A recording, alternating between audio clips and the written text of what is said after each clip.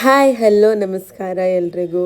ಇವತ್ತು next recipe ಮಾಡೋಣ, ಏನಂದರೆ ಬೆಂಡೆಕಾಯಿ ಸಾಂಬಾರು. And welcome back to my channel.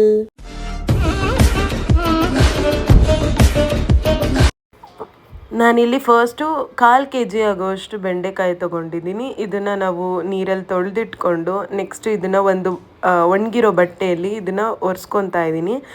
ಇದೆಲ್ಲ ಕಟ್ ಮಾಡ್ಕೊತಾ ಇದ್ದೀನಿ. ಕಟ್ ಮಾಡಿಕೊಂಡು ಒಂದು ಬೌಲ್ಗೆ ಹಾಕ್ಕೊತಾ ಇದ್ದೀನಿ.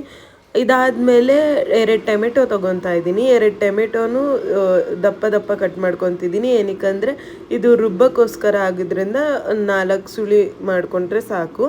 ನೆಕ್ಸ್ಟು ಇದು ಕಟ್ಟಾದಮೇಲೆ ಈರುಳ್ಳಿ ತೊಗೊತಾ ಇದ್ದೀನಿ. ಈರುಳ್ಳಿನೂ ಅಷ್ಟೇ, ಇದು ಒಗ್ಗರಣೆ ಕೊಟ್ಕೊಂಡು ರುಬ್ಬೋದಕ್ಕೋಸ್ಕರ.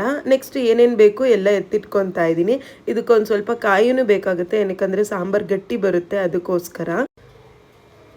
ಇಲ್ಲಿ ನಾನು ನೆಕ್ಸ್ಟ್ ಸಾಂಬಾರು ಪುಡಿ ತೊಗೊತಾ ಇದ್ದೀನಿ. ಸಾಂಬಾರು ಪುಡಿ 1 ಸ್ಪೂನ್ ತೊಗೋತಾ ಇದ್ದೀನಿ.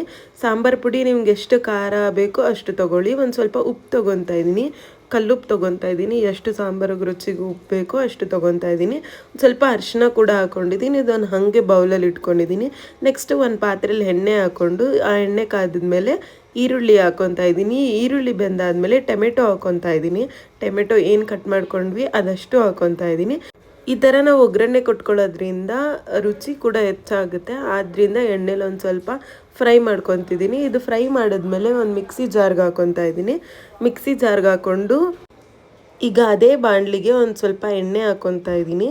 ಎಣ್ಣೆ ಹಾಕ್ಕೊಂಡು ನಾವು ಕಟ್ ಮಾಡ್ಕೊಂಡು ಇಟ್ಕೊಂಡಿರೋ ಬೆಂಡೆಕಾಯಿನ ಹಾಕ್ಕೊತಾ ಇದ್ದೀನಿ. ಇದು ಹುರ್ಕೊಳ್ಳೋದ್ರಿಂದ ಏನಾಗುತ್ತೆ ಅಂತಂದರೆ ಅದರಲ್ಲಿರೋ ಅಂಟಿನ ಅಂಶ ಹೋಗುತ್ತೆ.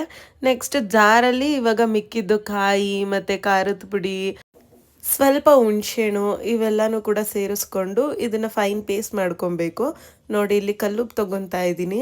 ಇದನ್ನು ಪೇಸ್ಟ್ ಮಾಡಿ ನೆಕ್ಸ್ಟ್ ಇವಾಗ ನಾವಲ್ಲಿ ಫ್ರೈ ಮಾಡಿ ಇಟ್ಕೊಂಡಿರೋದು ಫ್ರೈ ಆಗಿದೆ. ಇದನ್ನು ಸೈಡಿಗೆ ಎತ್ತಿಟ್ಕೊಂಡು ಇವಾಗ ಇದು ನಾವು ಎತ್ತಿಟ್ಕೊಂಡಿದ್ವಲ್ಲ ಜಾರು, ಅದನ್ನು ಫೈನ್ ಪೇಸ್ಟ್ ಮಾಡ್ಕೊಳ್ಳೋಣ. ತುಂಬ ತರಿ ಕೂಡ ಬೇಡ, ಫುಲ್ಲು ಫೈನ್ ಪೇಸ್ಟ್ ಆಗಿ ಮಾಡ್ಕೊಳ್ಳೋಣ. ಈಗ ಅದೇ ಪಾತ್ರೆಗೆ ಸ್ವಲ್ಪ ಎಣ್ಣೆ ಸೇರಿಸ್ಕೊಂಡು ಸಾಸಿವೆ ಹಾಕ್ಕೊತಾ ಇದ್ದೀನಿ. ಸಾಸಿವೆ ಹಾಕಿದ ನಂತರ ಸ್ವಲ್ಪ ಕರಿಬೇವು ಹಾಕಿ ಇವಾಗ ನಾವು ಹುರಿದಿಟ್ಕೊಂಡಿರೋ ಬೆಂಡೆಕಾಯಿ ಹಾಕ್ಕೊತಾ ಇದ್ದೀನಿ. ಇದು ಹಾಕಿದ ನಂತರ ಸ್ವಲ್ಪ ಇದನ್ನು ಫ್ರೈ ಮಾಡಿಕೊಂಡ್ರೆ ಸಾಕು. ಇದು ಆಲ್ರೆಡಿ ಫ್ರೈ ಮಾಡ್ಕೊಂಡಿರ್ತೀವಿ. ಇವಾಗ ಮಿಕ್ಸಿಲಿ ನುಣ್ಣಗೆ ಪೇಸ್ಟ್ ಮಾಡ್ಕೊಂಡಿರ್ತೀವಲ್ಲ, ಇದನ್ನು ಕೂಡ ಸೇರಿಸ್ಕೊಂಡು ನಿಮಗೆ ಸಾರು ಥರ ಬೇಕಾ ಇಲ್ಲ ಪಲ್ಯ ಥರ ಬೇಕಾ ಅದ್ರ ಕನ್ಸಿಸ್ಟೆನ್ಸಿಲಿ ನೀವು ವಾಟರ್ ಸೇರಿಸ್ಕೊಬೋದು. ನಾನಿಲ್ಲಿ ಮುದ್ದೆಗೆ ಮತ್ತು ರೈಸ್ಗೋಸ್ಕರ ಮಾಡಿದ್ರಿಂದ ಸ್ವಲ್ಪ ನೀರು ಜಾಸ್ತಿ ಹಾಕ್ಕೊತಿದ್ದೀನಿ.